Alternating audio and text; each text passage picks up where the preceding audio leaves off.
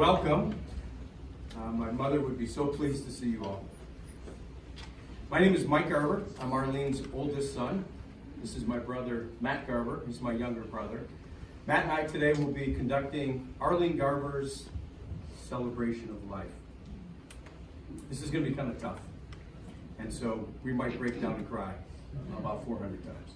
So we're going to do the very best that we can. Before we get started, though, on behalf of my entire family, I'd like to thank everybody. In particular, I'd like to thank Mom's medical team. Over the last 25 years, these people have gone above and beyond the call of duty. There's too many to name, but we're going to point out Dr. Schwartz, Kathy, yes, there we go. Amazing man. Kathy, I don't know if she's here yet. She is. Kathy, thank you. Thank you so much. And over the last 8 months, Haley has been the nurse's aide that's worked with Mom and done amazing work. Mom just loved Haley. Thank you. I'd also like to recognize at this time Arlene's sister, Joanne Urema, who's up front with us, and Joe. It's been a tough summer. It has been a tough summer, but it's great to see you, and Mom loves seeing you there at the end, and always. And always. But most importantly, I want to thank my dad. Oh, sorry, he's going to get me. That didn't take long. No, that didn't take long. My dad has always been a hero in the Garber family, and he lived up to his legendary status, taking care of my mom over the last 8 months. There was a time that literally all us kids said, how are we going to get through this? How are we going to do this? And my dad did the amazing, and he went above and beyond the call of duty, and words cannot express, Dad, the gratitude, the admiration, and respect that all of us kids have for you, all of your grandkids, and everybody here. What you did for Mom was truly amazing. Rockstar. Rockstar.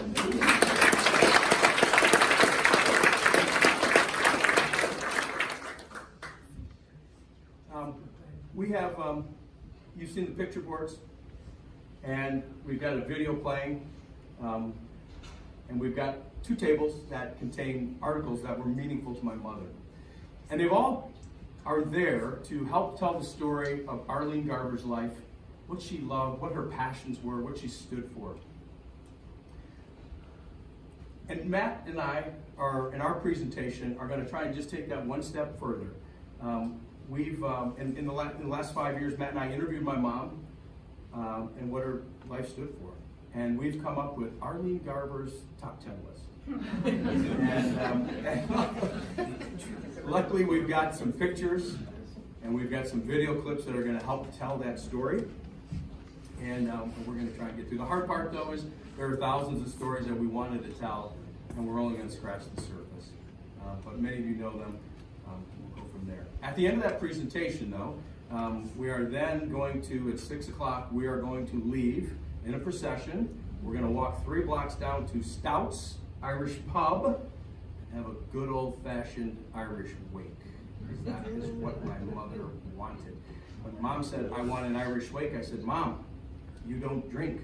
And she said, but all of you guys do. And she said, and it'll be fun. And so we're going to go have some fun. And so those other 1,000 stories, we're going to tell stories. I hope you come and join us. We tell some stories, and we'll raise our glasses to Arlene more than once.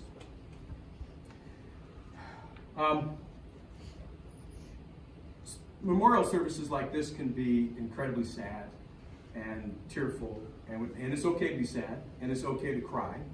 But Arlene really talked about celebrating her life. And she wanted laughter, and she wanted smiles, and she wanted people to feel good inside, and even feel inspired. And so while it's okay to cry, it's also okay to laugh and have a good time. And that's what we're going to try and do here as well. What I'd like to do at this time now is to have 1 minute of silence for Arlene. And you can pray for Arlene, you can hold her in your heart, or you can just relive a fond memory or think about how she impacted your life. But at this time, let's have 1 minute of silence.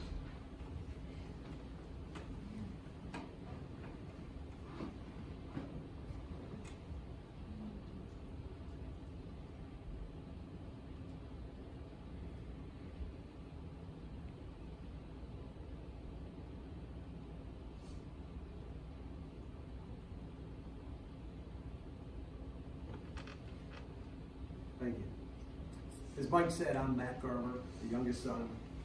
And what we found so difficult about this is to take 81 beautiful years, condense it down into 15 minutes. How do you do it? She was a sister, she was a best friend, she was a wife, she was a mother, grandmother. She was married for 60 years. That didn't take long. They traveled to 25 countries. They had the most amazing life. So we're going to try to give you, just as Mike said, the top 10 list. But it all starts with the top 10 list with the love of her life. This guy right here. Big chair. I like that. Thank you. We're not going to sit here and let these great pictures be diminished by any poor words, but this is just such an elegant time. Beautiful people. Look at it, so handsome, so elegant, so amazing.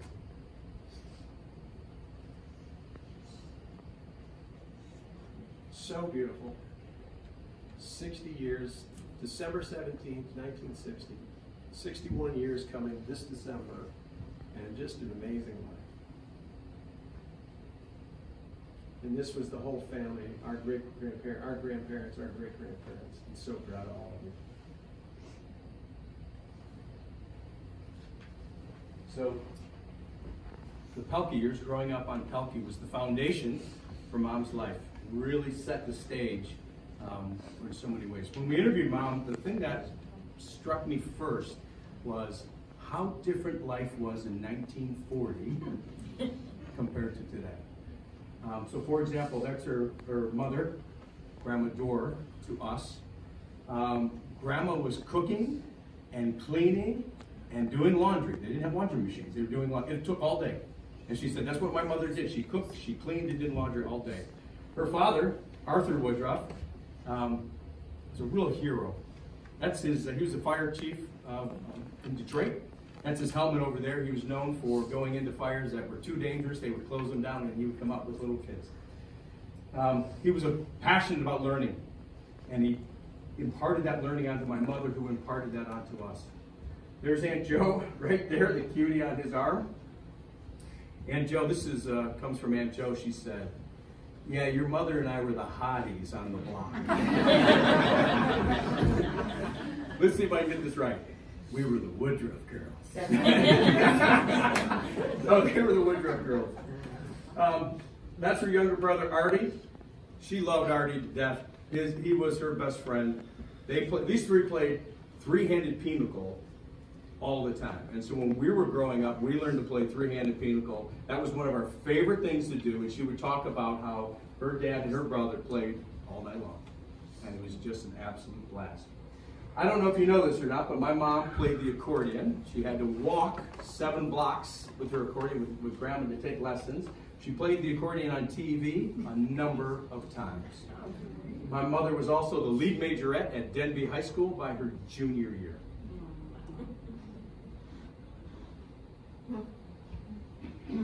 So now comes the fun part. So for so many in the room, we all grew up in Farmington Hills. It was a great time from the 1970s to the 1990s. And these were some of the best times. This is a 1970s vintage picture. That's me as the little kid. So that tells you how long this really was. And God bless the 70s, right? That's just, where are the bell bottoms here? But this is just, hey, I want to 1975 at its best. My collar matches my pants. Right. Not sure they do that anymore, but in the 70s. But we had these amazing stories for 20 years, the 1970s, 80s, and 90s. And we just thought we would best, now the 80s, look at that hair. We just thought these home videos are just so great, they capture just the spirit of just how great those times were. So we're going to play this real quick.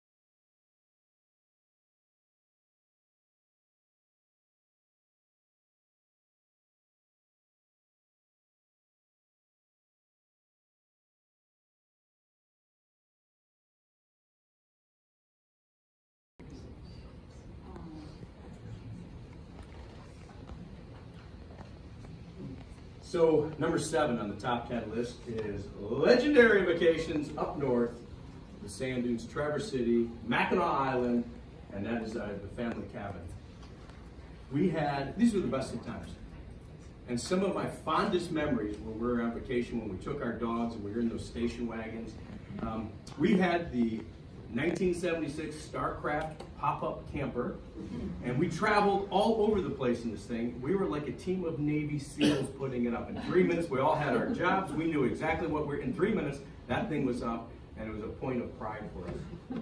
I lived in northern Michigan for 15 years, and I think why I love it so much is because some of the best times of my life were spent there with my family, and it was great. The cabin, when Mom initially got sick, my mom and dad built the cabin, and it was beautiful, and I always thought it was just the most beautiful place. But really what it was about, though, was about family time, and it was about all those endless trips to Mackinac Island, great times. It was hanging around, telling stories, laughing, and just enjoying family time. Mom loved it there, and she loved being around her kids, her grandkids on vacation. We've got some vintage footage of our vacation, so no more words. Let's just watch that.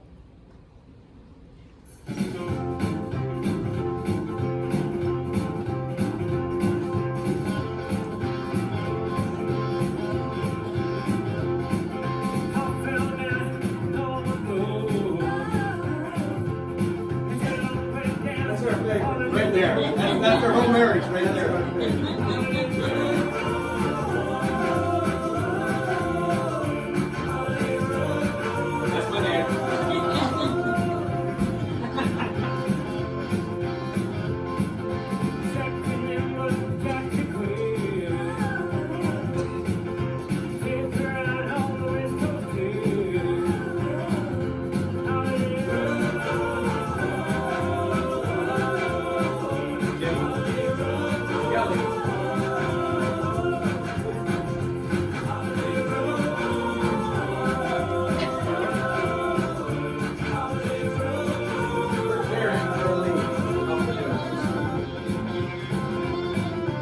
Arlene had a little bit of a ham bone there.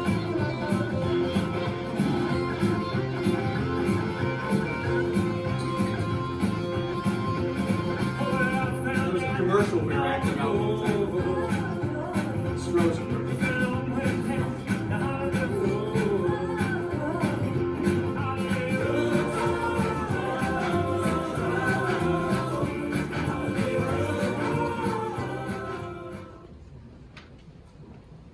Best of times. So when we were kids, Mom went back to college. She wanted to become a nurse. So in the late 70s, early 80s, Mom went to Oakland Community College. She later got her master's from Madonna College. She then worked at Botsford Hospital, Beaumont Hospital, and then she got a job where she managed group homes for mentally and physically handicapped patients. And she loved that work. She thrived in that work. She later became a state supervisor. Mom showed us the way to go to college. She got all A's. She was a disciplined studier, and when we went and saw her graduations, Arlene Garber's name was always coming up, winning award after award. She was truly a rock star. These are some pictures. Note the dark paneling from the 70s too. And that's one of those, she always said that her dad, love of learning, would have been so proud that she graduated from college. And that's her mom giving her a hug along with Aunt Vi and Grandpa. Grandma's superpower. My mother was the most devoted grandmother I have ever seen. And her, as a young age, she vowed that when I have grandchildren someday, I'm going to connect with each and every one of them. I want a special relationship, and I'm going to meet them where they're at. And whatever they're into, I'm going to be into that too. And that truly was her superpower. And that's how she lived her life. If there was an event, Christmas time, you knew that grandma was going to be there with her grandkids. If there was a birthday party over at Kelly's house, we were going to go to that birthday party. And she was happiest being in these environments with all her kids and her grandkids. that was a special one for me. That was when I lived in Traverse City. We had the Garver family reunion. We went back to the sand dunes for the 112th time. And that was a special day. Mom was so proud to have everybody there and just was enjoying the moment with all those kids. I'm going to tell you one story, and I absolutely love this story. There's hundreds to choose from, but I've chose this one. That's Matt Needle. We call him Matty the Red these days. Grandma wanted to connect with Matt, and he was a teenager, and so she found out that Matt loved The Walking Dead. The Walking Dead is a zombie apocalypse movie. That's not my mother's movie, just so you know. But she went back and got caught up on all the episodes. She would take notes on the episode, the characters, and then she would, after the episode, she would text Matt. What'd you think of the episode? Do you think Rick's? Do you think he did it? I think he did it. You know, and that's how she engaged. She did that with all her grandkids. She found a way to connect with each and every one of them, whatever their interests were. That was all of a sudden Grandma's interest too. She loved tubing at Dan Kelly's boat too. Quilting, sewing, and baking were passions of my mother's. That is a quilt my mother made for my father. It's actually right there, and it's beautiful work. All the kids, we all have quilts. All the grandkids, we've all got one or two quilts. And her passion was these things. You guys know in the last year of her life, how many cooking shows, baking shows did we watch? It was unbelievable how many we watched. Beat Bobby Flay, right? I'm a fan now. I can't stop watching it even until this day. So, but Grandma, and this is an example of one of the quilts that she made for Michael Strauss. He was into the solar system, so that's what his quilt looks like, right? Truly an amazing woman, and was just so into it. This is actually one of my favorite pictures. That's Sydney, Matt's daughter. They live in Atlanta. They're 12 hours away, and my mom, every 3 months, Big Jer and Mom would drive down there because she's going to connect with those grandkids. And she showed her love of baking. I love that picture because Sydney actually really, still to this day, has a lot of these interests. There's a rumor that Big Jer and Matt took the jelly beans off there at night when nobody was looking. That is confirmed. Oh, Matt, take it away. So for the last 15 years, they have lived in Florida, in Inglewood, Florida. And they've had an amazing lifestyle, and they had so many friends, and they enjoyed such a great lifestyle down there.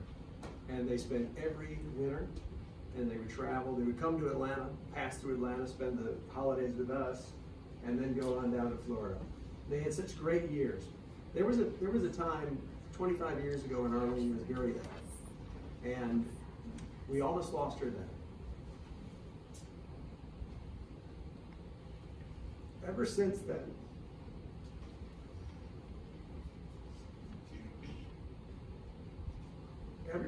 she decided to live to the fullest. This was part of that story. They had 5 amazing dogs. We all know Luna, Chelsea, Beezy. And every day, they had such a great time down there with their friends and so much love. Our favorite story is that Arlene worked at the 19th hole. She didn't receive money. She did it for discounts to play golf. What's beautiful about that is that she would often receive wedding proposals also. She was the young, attractive, beautiful new girl who worked at the bar.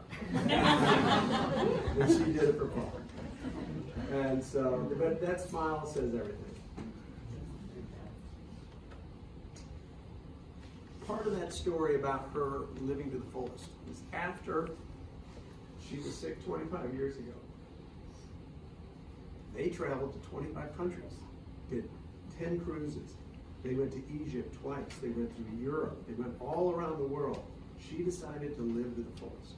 And that so when this day came, she knew what it meant to have lived. Grand Canyon. Here's the Colosseum with Kelly in Rome. And the hard part was narrowing this down to just a few moments. There's Iona with Kim. I was privileged to travel with her on a lot of these trips. And this is Jonathan. Doesn't look the same, but that's at Stonehenge. We had a beautiful chance to travel all through England, all through Scotland, all through Wales for 2.5 weeks, and it was some of the best times of our lives. But she loved Egypt. When she was a young girl, she was inspired by a teacher and her father from National Geographic to travel the world, and she wanted to be an archaeologist. It just wasn't available to her at that time. But that's what inspired that, plus wanting to live. Coming a near-death experience 25 years ago, she decided to live to the fullest. This was a picture in mid-90s, early 90s, of a chance when they went to the pyramids for the first time. And this really was the first big trip that she did. This is her laying in the pharaoh's tombs and riding horses in the great the pyramids of Giza Plateau. Just an amazing, amazing travel life that they had starting 25 years ago.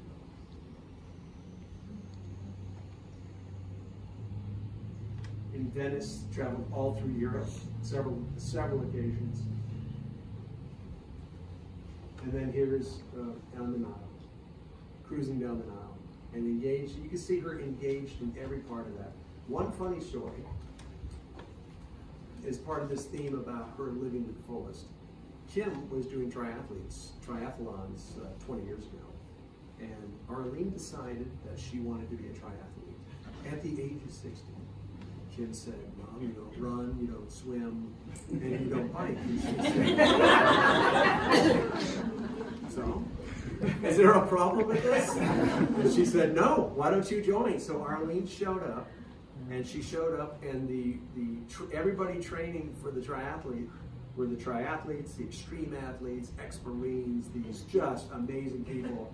And they showed up, and a 60-year-old woman who had never swam before was there, and they loved her. And they loved it because she showed up.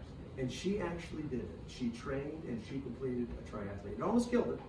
But she made it, and she showed up, and that was a great experience in her life, and nobody knows those stories. And that's part of why today and this evening, some of those stories will continue.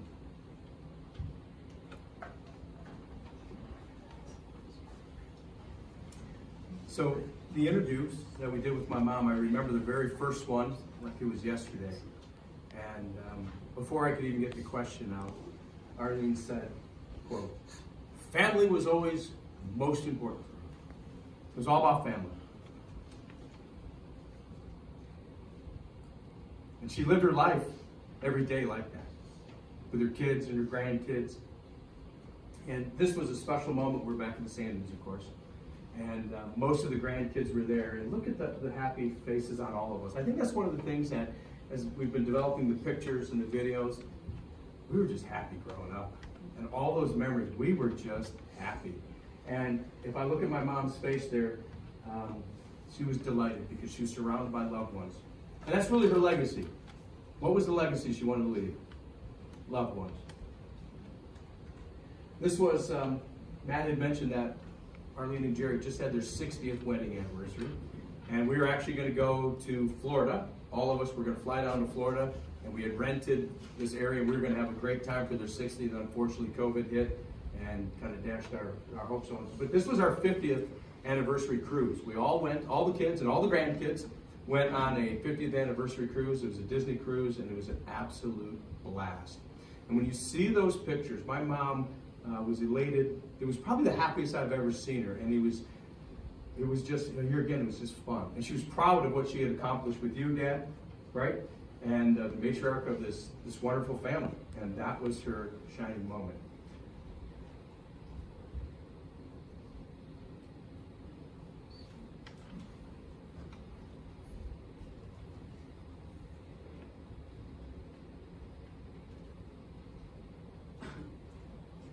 I'm going to get to you, Matt. Sure. 81 years, 60 years of marriage, 4 kids, 12 grandchildren, an amazing life.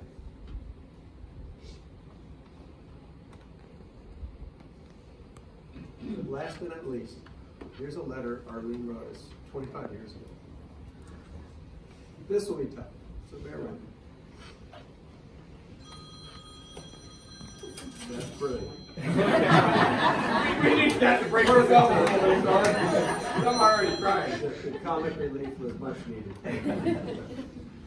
This is a letter that she wrote 25 years ago, and she revised it and kept revising it. So let me read it to you. My dear children, if anything happens to your dad or I, please know that we have had both an amazing life. We've had the best parents, the best sisters, the best brothers, and the greatest kids in the whole world. And we had each other for 35 years. You can't see this, but that's scratched out. Now 40 years. That's scratched out. 43 years. That's scratched out. And she just stopped at 44. But it was 60 full years. We've enjoyed good health and happiness and the best of family and great friends.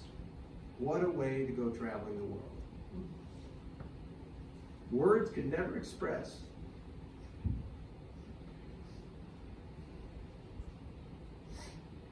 the love for you children, and of course, your precious grandchildren.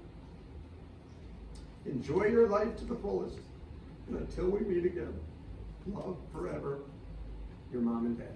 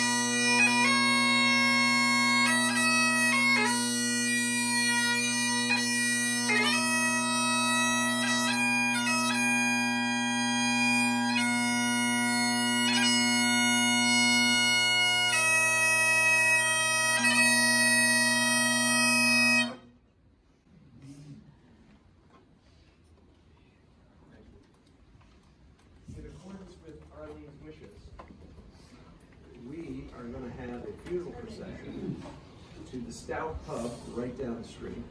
So we are going to follow Mr. Kennedy, the wandering piper, from here to the pub. This is a little secret. And we would love for all of you to come. We know not everybody can walk down there. It's about half a mile or less. 3 blocks. 3 blocks. You can drive and meet us. We would love for you to join us. When you are the granddaughter of Carrie O'Hare, this is the only appropriate way. So we would love for you to join us. And if you do not, until we meet again. Thank you for coming.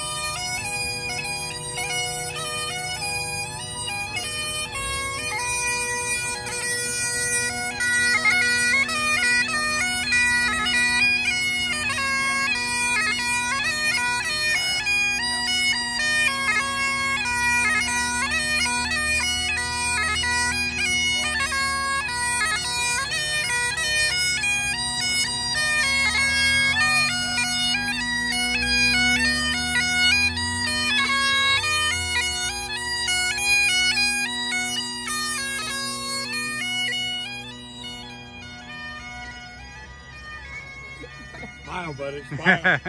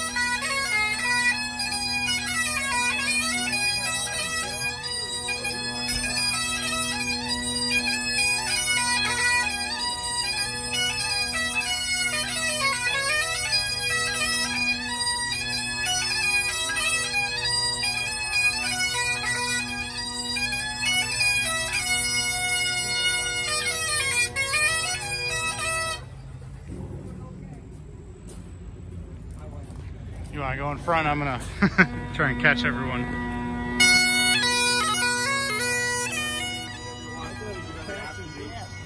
No, you're outstanding.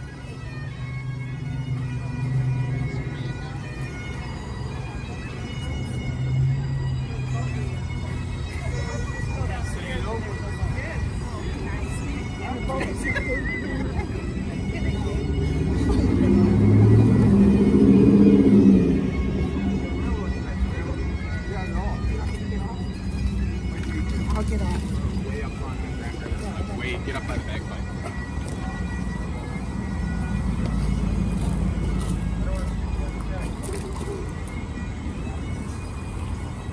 Welcome to the family. Thank you.